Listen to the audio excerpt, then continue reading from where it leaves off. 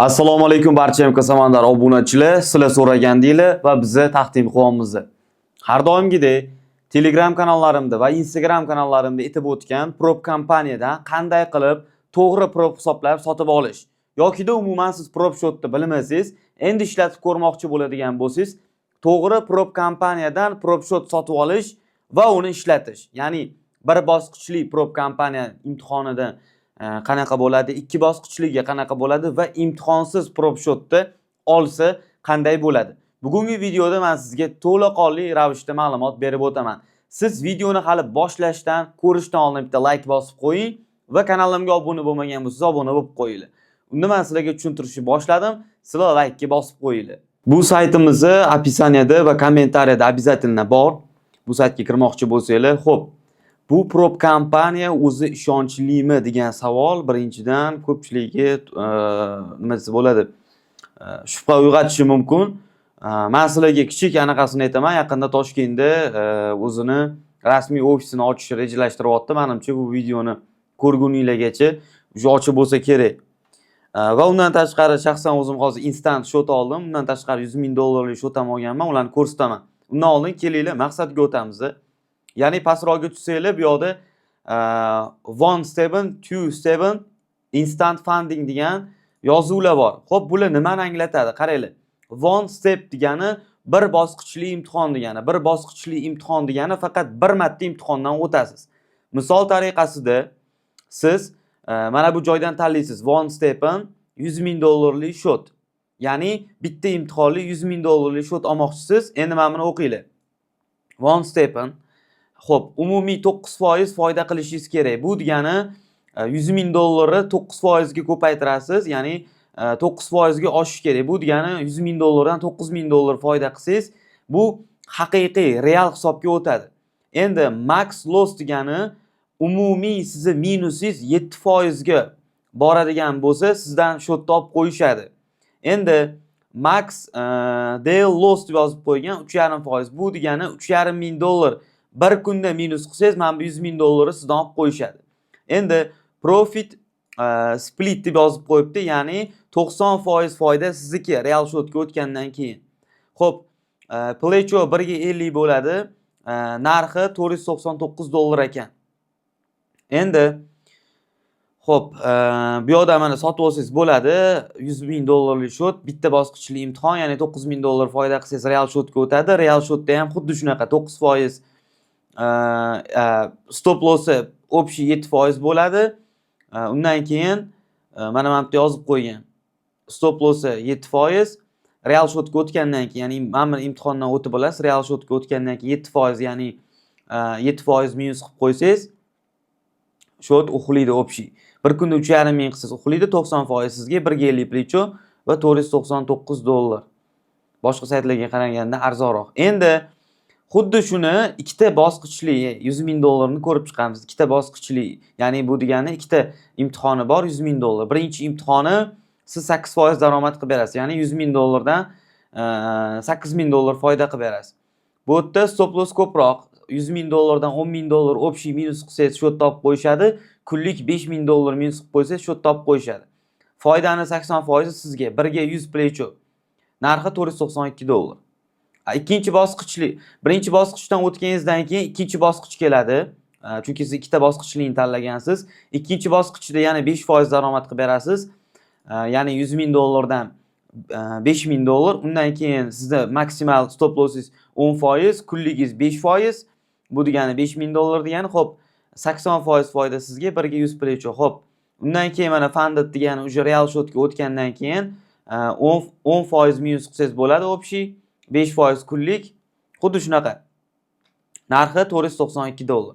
Endi eng qiziq va eng hamma kutayotgan jarayon, qaytib ketib qoldi.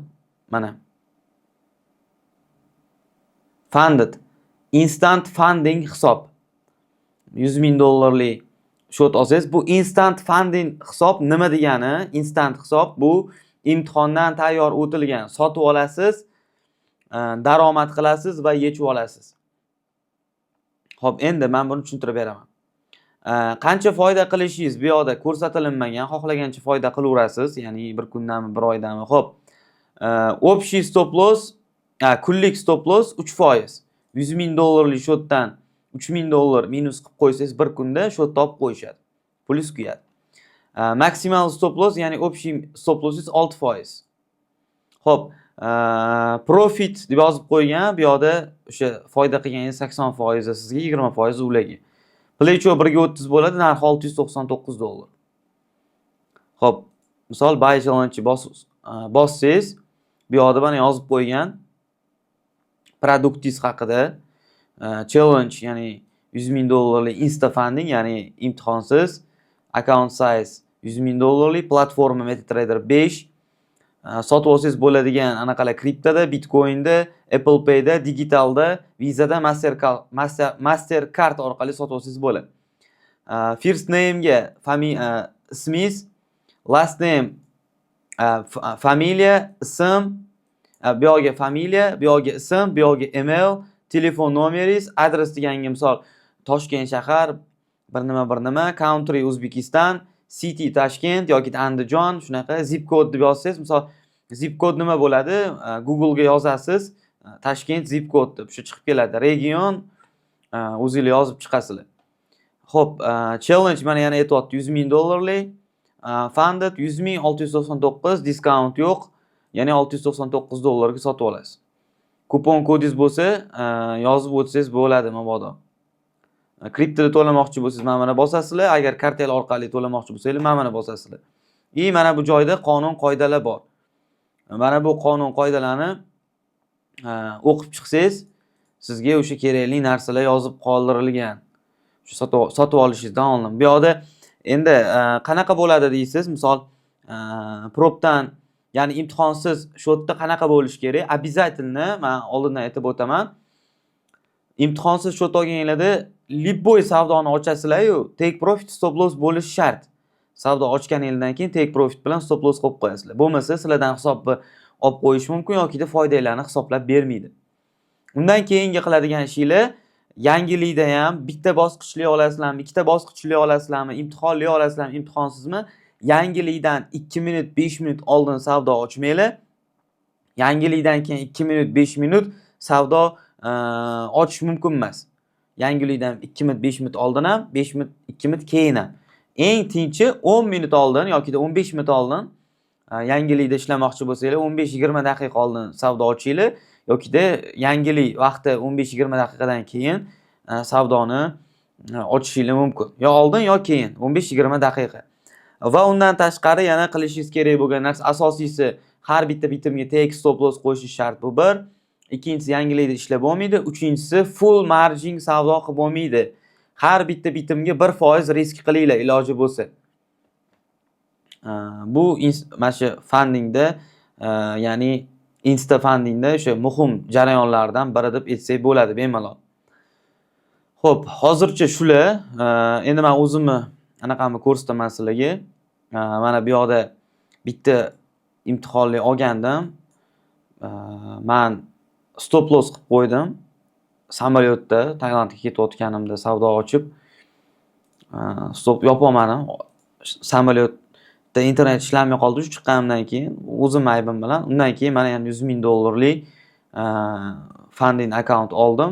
Bu degani tayyor imtihondan o'tilgan 100 ming dollarlik. Sizlar sotib olganingizdan keyin akkauntingizda mana bu joyda paydo bo'lib qoladi. Bu yerda mana bu go ni bossanglar, go-to'mi. Shuni bossanglar, login parolinglar qaysi anaqa chiqib keladi. Undan keyin mana bu joydan yechib olsanglar bo'ladi. Bu yoqda sizlarning orderinglar, sertifikatinglarni beradi. Imtihondan o'tganingizdan keyin bu yoqda leaderboard, undan keyin yana MetaTraderlarni sotib olsanglar bo'ladi. Bu yoqda shu verifikatsiyadan o'tish hammasi bor, hammasi kiritilgan. Menimcha full tushunarli bo'ldi deb o'ylayman. Agar tushunarsiz bo'ladigan bo'lsa, kommentariyada izoh yozib qoldiringlar. Kim akkaunt olmoqchi bo'lsa, kim rejalashtirayotgan bo'lsa, kommentda belgilab qo'yamiz. Обязательно aytib o'tamiz. Hammaga rahmat. Keyingi videoda nima kutishinglarni обязательно kommentariyada yozib qoldiringlar.